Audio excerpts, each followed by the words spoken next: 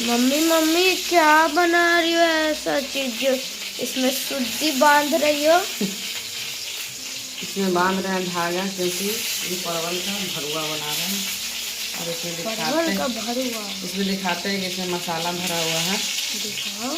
अगर ये नहीं बांधेंगे ना तो निकल जाएगा पूरा मसाला, इसीलिए हम इसको बांध के अच्छे से फ्राई करेंगे, फिर ग्रेवी लगाएंगे, फिर ग्रेवी बन जाएगा तो सब खाएगा तो धागा निकाल लेगा।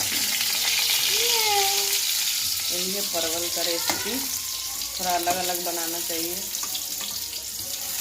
आज बन रहा है मेरे यहाँ परवल का भरुआ। इधर मम्मी आलू, हमारे पापा का फेवरेट है। इधर मम्मी बना रही है आलू भी।